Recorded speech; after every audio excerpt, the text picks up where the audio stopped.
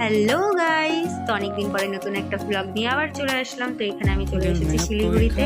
তো এখানে আমি ঘুরতে আসিনি, আমার কিছু কাজ ছিল, তার জন্য আমি এখানে এসেছিলাম। তারপরে সেখান থেকে ছোট দিদি বললো যে চল তোকে আমি আমার রুমটা দেখিয়ে আনি, মানে যেখানে ও আর কি থাকে এখানে ভাড়া।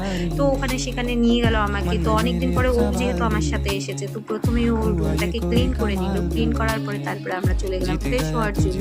তো এখানে আমি ফ্রেশ হওয়ার জন্য প্রথমে ফ্রেশ ওয়াশ দিয়ে মুখটাকে ধুয়ে নিলাম, যেহেতু প্রচণ্ড গরম থেকে এসেছি।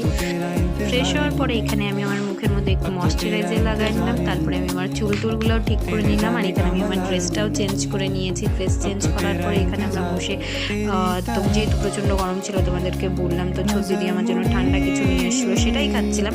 বাই দ্য ওয়ে, আমি কিন্তু কোনোদিনও বাইরের কোনো খাবার খাই না, তো এটা আমার প্রথমবার ছিল, মানে বলতে পারো এই কোকোকোলা খাওয়াটা এটা আমার ফার্স্ট টাইম ছিল, আমি কোনোদিনও খাই না। তো তারপরে এখানে আমি একটু রান্না করে নিচ্ছিলাম, যেহেতু ওখানে ছোট দিদির বান্ধবীর সাথে গল্প করছিল, আর এটা আমার ফার্স্ট টাইম ছিল রান্না করা। তো আজ